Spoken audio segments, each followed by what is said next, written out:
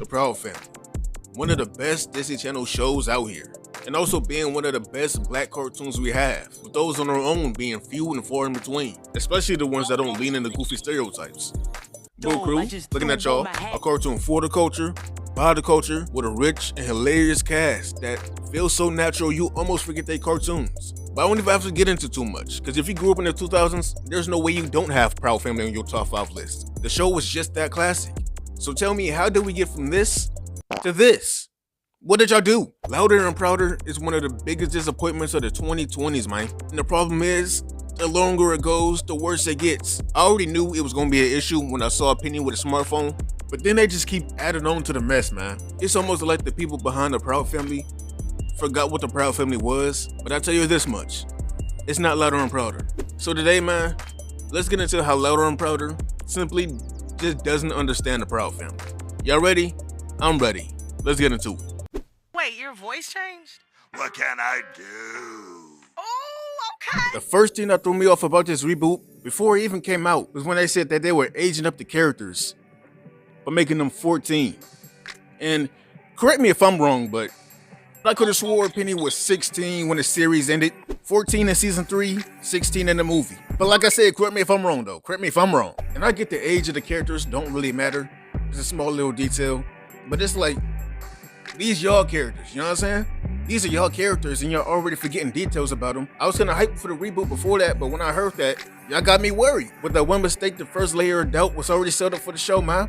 And another thing that threw me off, who exactly is this for? Like, what audience are you catering to?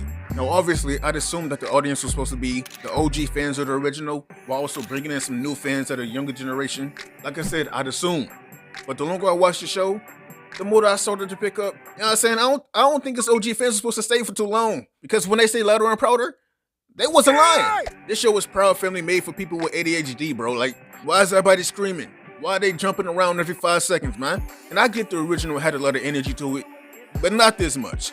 Go back and watch the first episode of the original, and then come back to the first episode of this one. The difference in energy is literally night and day. It is crazy. The original actually let the scenes breathe. Like, it didn't feel like I was watching a Mr. Beast video. And no diss to Mr. Beast, but good lord. And I understand that people's attention spans are getting lower. People don't watch things for as long anymore, but this is not helping anything. Black people can't be racist. I agree. Now listen, I hate this topic. I'm not a fan of politics on either side, especially when they're extremely biased. I don't like being preached to or being told what's right without a different perspective. I hate the overuse of the word woke because neither side uses the word correctly, and I most definitely can't stand when media that shouldn't be taking sides, start taking sides.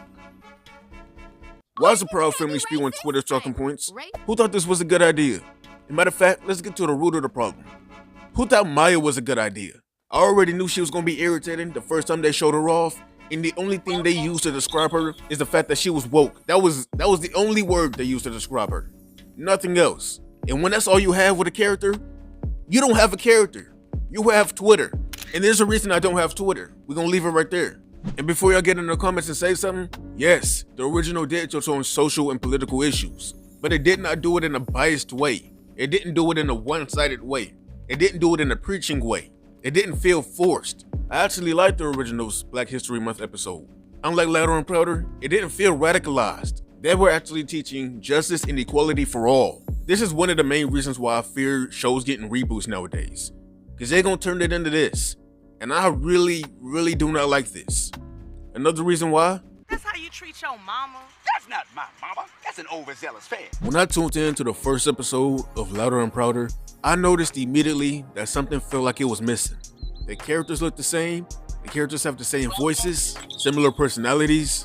I mean, Sticky gone, that's the issue. Everything looks the same, but it doesn't feel the same. You know what I'm saying?